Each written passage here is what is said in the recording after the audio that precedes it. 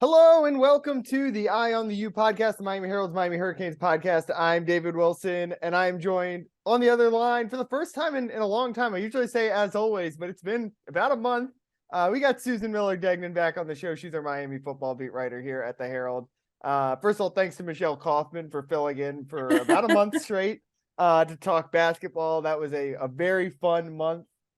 Down in Coral Gables with both the Miami and men and women going on long runs, not to mention FAU, which obviously we talked quite a bit about on this show as well.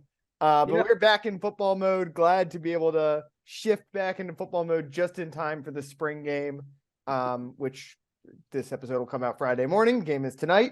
So we'll let this be your little primer for the game. We'll come back next week to recap the game and recap the spring as a whole.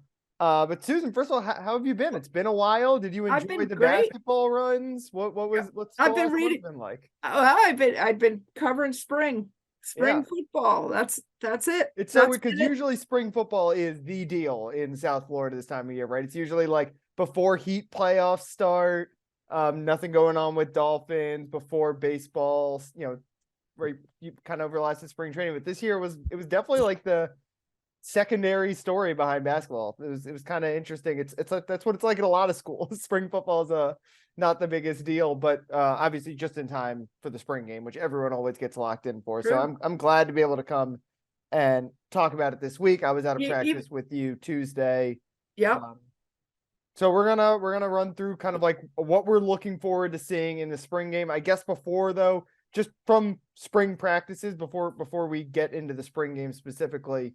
What's been just kind of like the buzz around spring practice, the feel? We haven't talked to you at all on this show. Obviously, You've written a lot, but like what's kind of been, do you think, the biggest storyline of the spring for maybe people who were distracted a little bit over the last month and now kind of I would say for sure. By the way, we're not going to have a little like commercial, 30-second commercial on the Cavender twins. Oh yeah. But anyway, you had to bring Michelle in for that. That maybe they're going to become pro wrestlers. That would be kind of fun. Yeah. Did they sign something with the WWE? Yeah. Is that anyway? All right, that commercial's over. The takeaway from spring is the offensive line, for sure. Mm-hmm. We don't see a lot of spring. I mean, we see, that. 15-20 minutes and it's stuff that they don't care about us seeing, some position stretching drills or whatever. We don't even see stretching. I don't even see stretching anymore, actually. Because then we see what order they're in and whatever, but we could kind of tell. And the offensive line's super far away from us, but we know who's starting, and we've talked to Alex Mirabal and stuff. So anyway, that's the big takeaway. And also we've learned some stuff about some transfers and also the receivers, but David, every time the receivers do seem better. We'll talk about that. Yeah. Okay. They do. Okay. Defense is missing a lot of the defensive. We'll talk about all this. And I think the way you're talking about receivers kind of sums up what the gist of this episode is going to be, because in the spring, like you said, we see very little of practice, can only learn so much from one-on-ones and position drills. Guys can talk about it all they want, but the spring game really is, and I know it's just a scrimmage, an intra-squad scrimmage, but the spring game really is the first chance we and everyone gets to see, they talk about the improvement of the wide receivers. We'll kind of be able to see how real, nothing is quite this. It's not real until the fall, but we'll get a much better sense of where certain position groups are at. So we wanted because they're under pressure. They're under pressure. They're running real plays against a real defense. Exactly. Here's the thing. They can get tackled. This can be totally vanilla, as they say. It will be totally vanilla. They won't really show anything. But you'll see kids that are very excited, and especially the young ones. That's something you and I didn't talk about before. The new ones that we saw the other day, they're really excited. Okay, and they want to show everybody that they're really good. And so it's kind of interesting. You see what kids are going to drop the ball. which kids are going to be clutch, even if it's a vanilla play. You kind of get their athleticism. Oh, and you just see a starting wide receiver against a starting cornerback, and who can run faster than the other guy, who can go up and make a play. But so what we want to do this week, we're gonna draft. We're gonna do a little draft. We're gonna take turns picking off the topics we are most interested in for the spring game, what we are most looking forward to seeing. Kind of tends to be what we do every year around the spring game. But Susan, I'll let you start because I think I know where you're going to start based off what you said. The number one, I think we probably are in lockstep on the number one pick here, and it's based on what you just said has been the biggest storyline of the spring practices. So, what is number one on your list of what you're looking forward to seeing in the spring game? Offensive line. Yeah. I'm most excited. I really am most excited about seeing that. I mean, in practice, we don't really see anything. They're way again, the offensive linemen are really far away. And again, they're just doing position drills. They're not banging super hard with anyone. We don't see 11 on 11. We really don't. So I'm excited about that. I mean, they've got, there's a lot of new guys on there on that first team. And I love that Alex Mirabal. He's such a great coach. The offensive line coach, he tells it like it is. He tells us, who's right now on first team, and we knew it anyway. But the idea that there are 1, 2, 3, 4 brand new guys on the out of 5,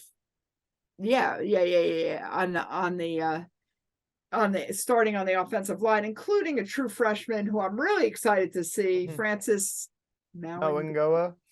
Did I say it right? Full end noise in there. We really should just get him to come on and like record it and just drop it in every time we use it. I like that. That's good. That's good. CC, SISI. SISI. Yeah, but and that has to do with the nickname. That's a short for his Samoan name. Samoan name, yeah. But I just love that they've got a true freshman, and this guy, I mean, you saw him. He definitely looks apart, right? Yeah. 6'6", 325 pounds, playing first team right tackle from day 3 of spring practice, and he's good. Okay, and then the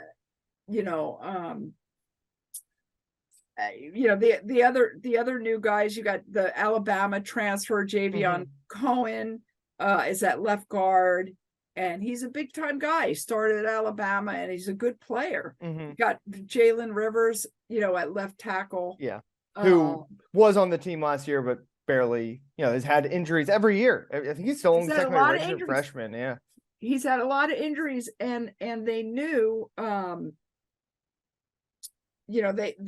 knew that he was really good, but he's a real deal. He's very, very good. He'll, if he, knock on wood, stays healthy, he'll get drafted for sure. And Javion Cohen, I mean, he wants this to be his last year. Matt Lee at center is like, everybody loves this guy. He's so nice. He's such a center. Just like talking to him, like the center is always the like very gregarious kind of guy. Exactly. He's older. He's the oldest guy on the line, I think. Definitely the most kind of experienced guy on the line. I like the mix they have there. Obviously no Zion Nelson, who missed pretty much all of last year, missed this entire spring.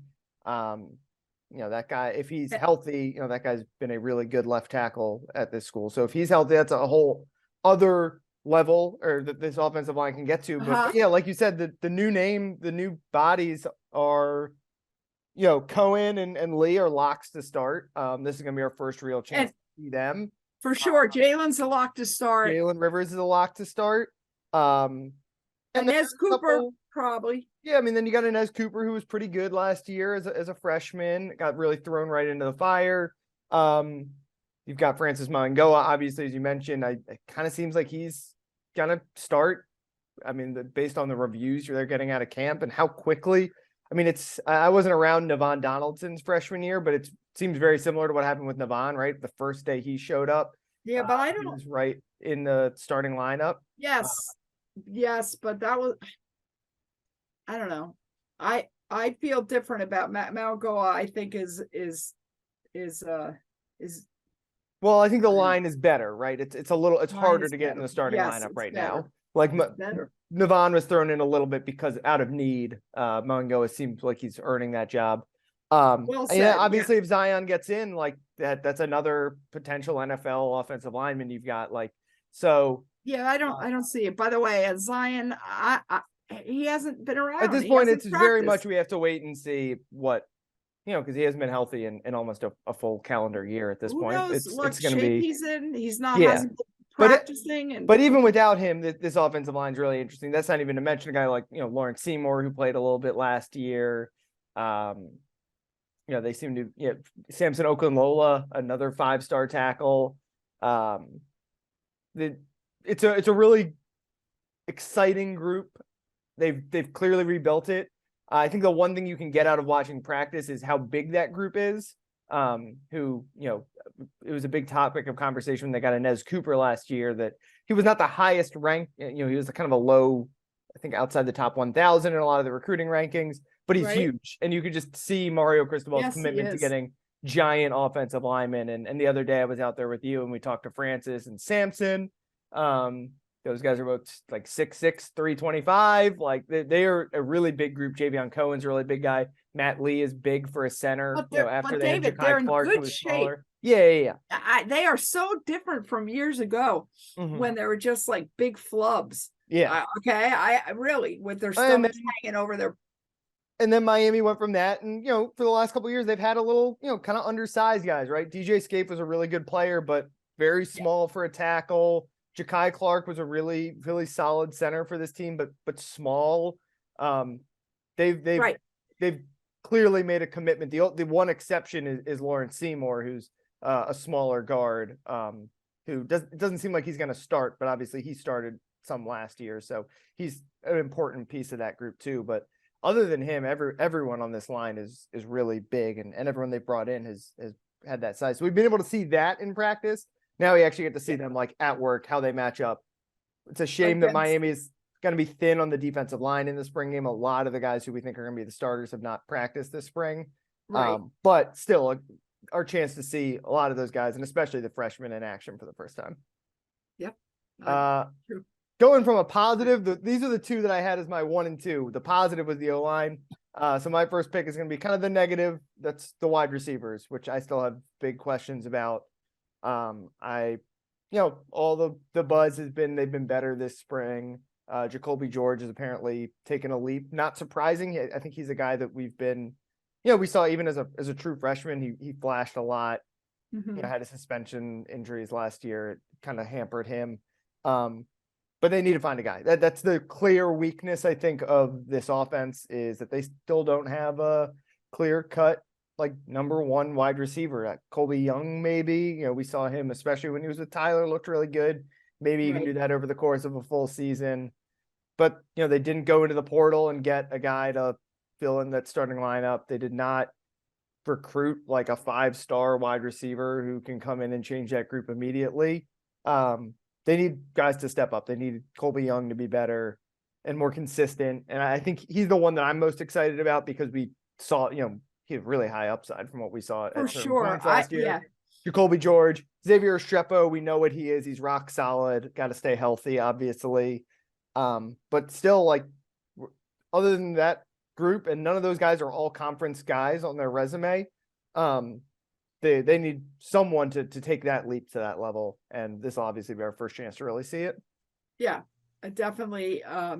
We hear it every year. Again, I've been at, I think, every single practice, and the receivers definitely look better now. But it's the same guys. So and now Colby Young, it was so exciting when he, for I guess more than flashed last year, but you'd like to see. Yeah, well, he was really good when Tyler was out there, pretty much, and then not when he wasn't. So it's hard to know, was Tyler propping him up? Was it a weird, just perfect storm of great things all happening at once, or is he really good? Yeah, and how many people? And he came out of nowhere too. He was not. Yeah. So how many defense? Exactly. Yeah. That's exactly right. Jacoby, has had a very good spring. I think Xavier Restrepo, from what I've heard from people who have been there the whole time at practices, he's really solid. I mean, and he's very close with Tyler. And Tyler they hook up as much as they can. Tyler gets him the ball as much as he can. The thing is, defenses are going to know that also. Yeah. I think it's going to be interesting because Tyler's constantly trying to get to him. Brashard Smith. Yeah, Brashard is the other guy who I would intrigued by, because he's another guy who has had some really, really good moments. Brett Lashley was very creative with him. Josh Gaddis was very creative with him. We'll see what it's Shannon Dawson's offense, which is all about quick hits in space, basically. Seems like he could be a really good fit for Brashard Smith.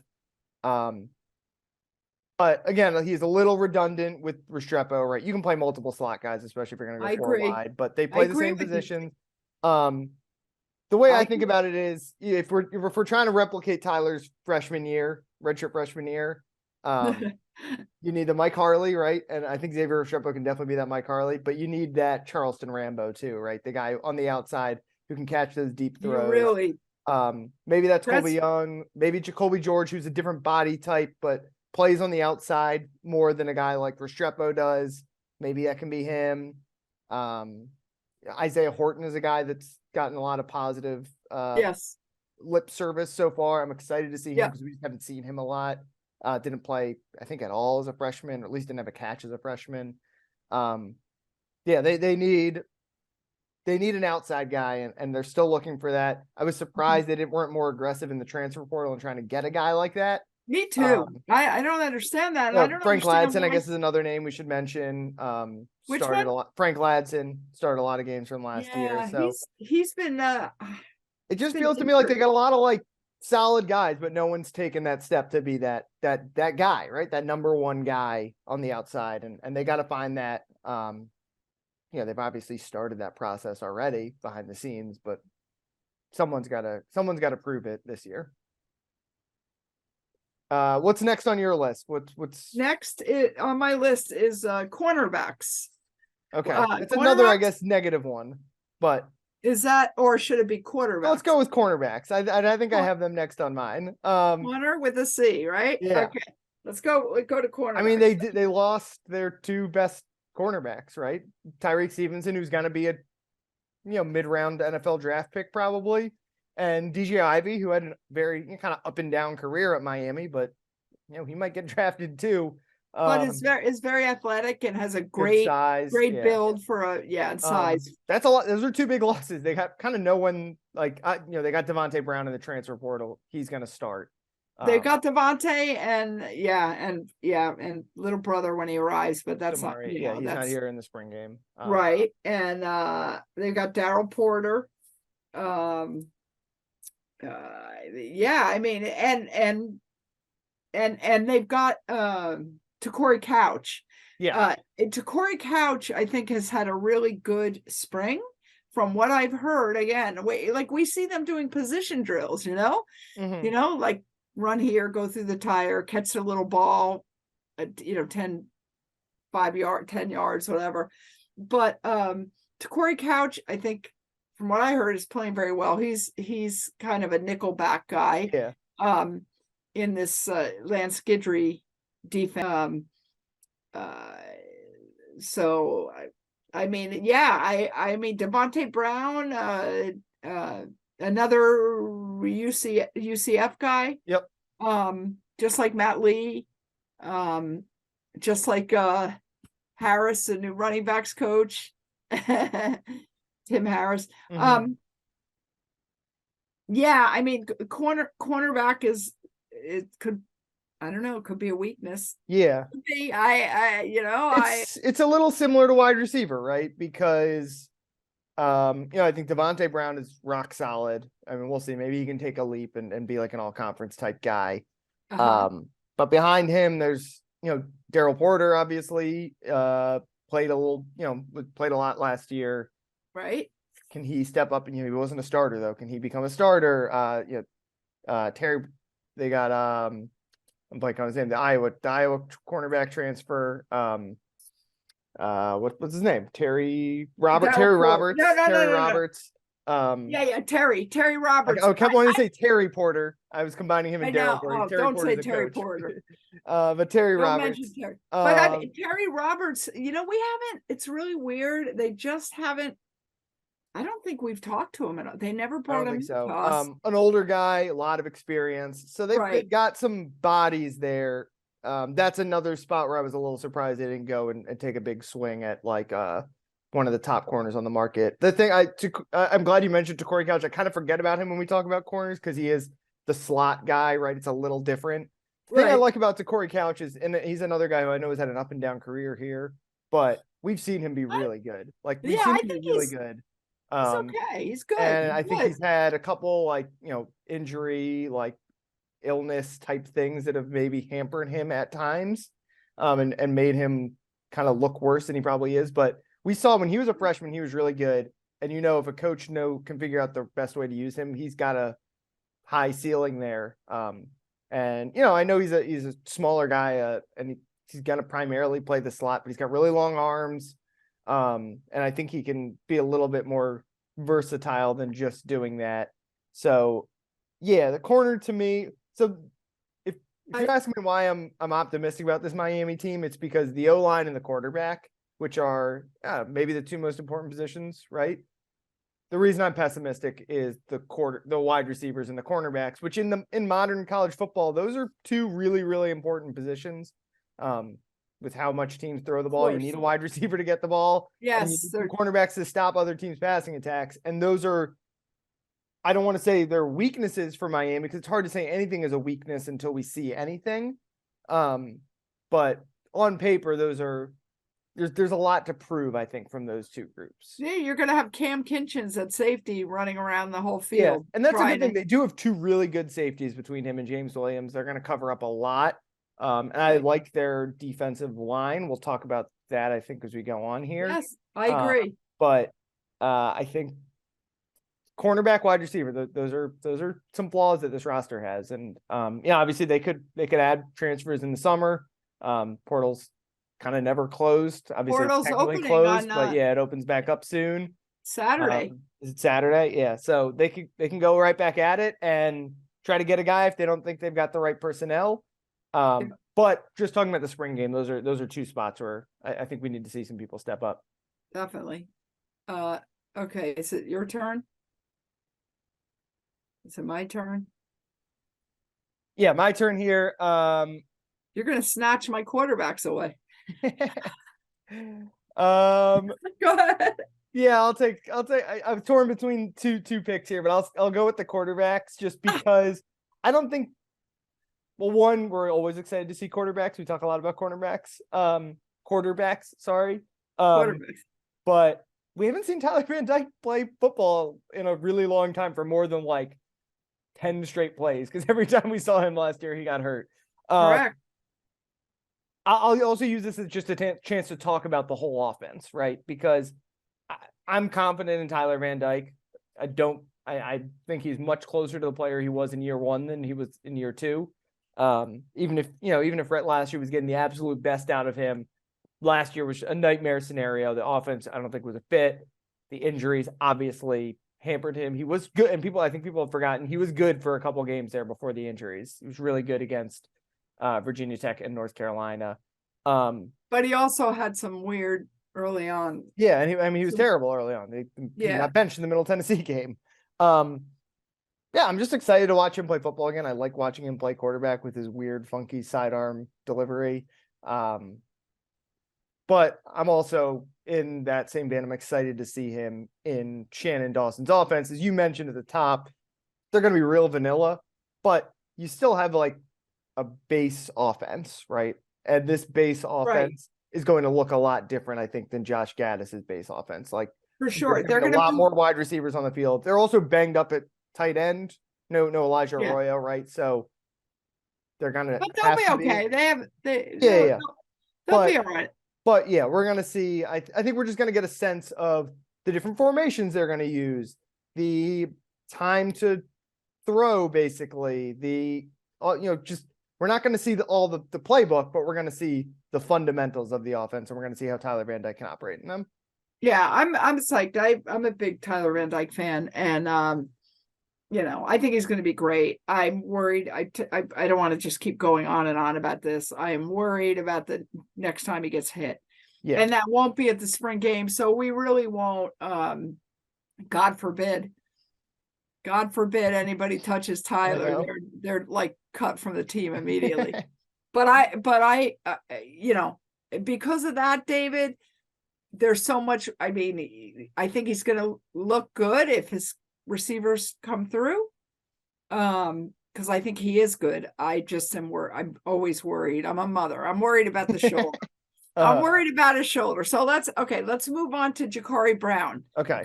So two other quarterbacks worth monitoring. Obviously, one Ja'Cory Brown. The other one, Emory Williams. Just first, let's start with Emory because we can be quick. Just our first look at him. We have no idea what to expect. He's Emory Williams, young but big body. Okay, he's not like a scrawny, skinny guy. Right. Tall, very tall, nice arm. But there are a lot of people, we don't see that much of him throwing, really. Right. There are some people that say he needs to, like a lot of sometimes young quarterbacks that come in, he needs to get stronger, strengthen his arm a little bit. But he's really smart and he's really studying the playbook. Mm-hmm. And I think he's staying calm and stuff. So we'll see how he does, but I have a high hopes for him. And Ja'Cory, what do you, I mean, you talked to him the other day. What's he's like a mate. First of all, I think he has a good arm. He just hasn't. Yeah, he's got a strong arm. Thank you. That's what I mean. He has a strong arm. He could fling it, but he really hasn't been accurate really when he did, throwing it into the ground or throwing the touch isn't there yet. That's all stuff we expected with him, and you kind of hope for a leap between year 1 and year 2, especially from a guy who played. But we have not seen. We see like guys lining up and they go out for a pass one-on-one. I mean, I'm really anxious to see him. I think he's a talent. I really think he's a talent. I believe in him. I do. I'm like drinking the Kool-Aid, as they say. I believe in him. And the other thing we should say, when he was a freshman last year and had to play, like they're just trying to win games, which means they're like just running it. They're not developing him necessarily. They're trying to win games. But think of their O-line, David. And we can't. Oh, and it's decimated too. Yeah. I mean, the poor kid. I mean, he got killed. Yeah. He went into Clemson. I mean, he got clobbered. They kept it simple with him. They just wanted to run it, right? Like play to his strengths. So it'll be the spring game will let him run a more of the offense, obviously. Let's hustle through our last 2 picks here. What's next for you? Where are we? Wide receivers. We got wait a second. This is a repeat. Francis Malangoa? Oh, Francisco. Oh, there you go. Okay, let's do Francisco. Yeah. Kiko Malangoa. Kiko. Yeah. Okay, so I looked at it and I for some reason I was reading Francis. Okay, I'm like, wait, we did him. Okay, so this is older brother. I'm not going to say bigger brother, big older brother of the big offensive lineman. Mm-hmm. So he is I think he's God, I should have looked at that. Junior, fourth-year junior. Yeah, 4th year junior. Maybe a 4th-year junior. So he actually has 2 couple years left. Yeah. That he could play. He transferred from Washington State. He's very good. Okay. Again, the linebackers are far from us, but he has been playing first team linebacker, middle linebacker. And of course, Corey Flagg has been injured. Okay. Mm-hmm. Who was the first team linebacker, middle linebacker coming in, but Francisco, from everything I've heard, he's really really good. Yeah, he's very strong. He knows the playbook.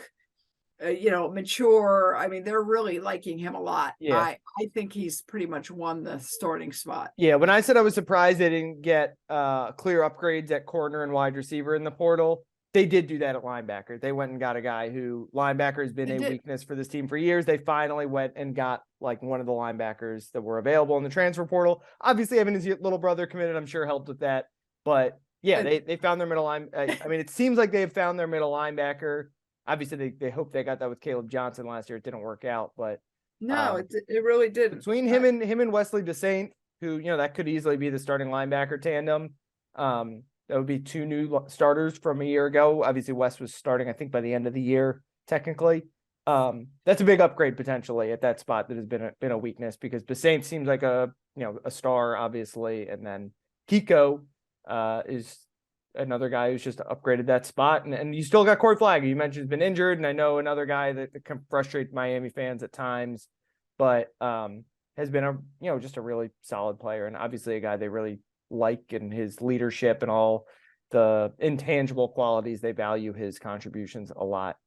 And I think Keontre Smith too, another vet. So they're deeper at linebacker. They're way deeper at linebacker than they've been. Yeah, I bet Keontre Smith is much improved, and I think their linebacker position is going to definitely be better. I think O-line and linebacker are two spots where the Mario Cristobal and his staff have done a really good job rebuilding over the last couple of years. All right, my last pick I see. I want to see all these new defensive linemen. I mentioned Jafari Harvey not going to play. Right. Jared Harrison Hunt's been hurt. Leonard Taylor's been hurt. Right. Yep. Akeem Mesidor's missed the beginning of camp, came back. Most of camp. Yeah, we'll see if he plays. I'm not expecting much, but I don't think they're going to take a chance. Is we're going to see a lot of Nigel Kelly, who's a returner technically, but we're going to see a lot of, I'm sure, Ruben Bain, a lot of Jaden Wayne, and a lot of Branson Dean, the transfer defensive tackle, and a lot of Thomas Gore probably too, right? I think he's been out there. Yeah, that'll be fun. Yeah, so we're just they've got a lot of new pieces there. I don't know how many of them are going to start. I don't even know how much Bain and Wayne are going to play. I think they're going to play. Definitely Bain has gotten really positive reviews, but very good reviews. Always fun to see some freshmen play, and I mean, as he mentioned, it's the site of his last high school game was DRV PNK Stadium, where he won a state championship and recovered a fumble at the end of the game to clinch it. So love to see the freshman David. Circle. Yeah, it's fun. Nathaniel Joseph, we'll see. Obviously, we're running out of time here, but just give me any other freshmen that you're excited to see. I don't know, maybe the Washingtons. I think they'll play them too. Oh yeah, definitely. Oh, one other guy who we didn't mention, but Trevante Citizen, right? Or is he's still hurt? No, he's out, right? Yeah, he's still out. Okay, he's not back. But no, I'm really excited about Bain. I think Bain and Ray, just because how he was bragging how he's the fastest on the team. He is fast. And I think, Riley Williams. I think we'll see some of the tight ends. I like tight end. I'd like to see. The freshman we mentioned. I'd like to see Emery. I'd like to see. They'll put Emery in a little bit. Yeah. So, Spring game's always fun. I'm looking forward to it. We'll both be out there with Barry Jackson as well, our colleague. No, Barry just doing it from home. He's doing the Heat. Right, the Heat play that night. I forgot he got roped into that. So it'll just be you and I there then. Yeah, another little game going on. Yeah. All right. Anyway, we'll be out there. You can follow both of us on Twitter. You can follow Susan on Twitter at S Miller Degnan. Follow me on Twitter at DB Wilson2. Susan has had tons of spring football coverage that you can check out, and we will both have coverage from the spring game on Friday night live from Fort Lauderdale, assuming the weather holds up. It is still pouring here in northern Miami-Dade County, where I am right as we're recording. So thanks as always for listening, and we will talk to you guys next week.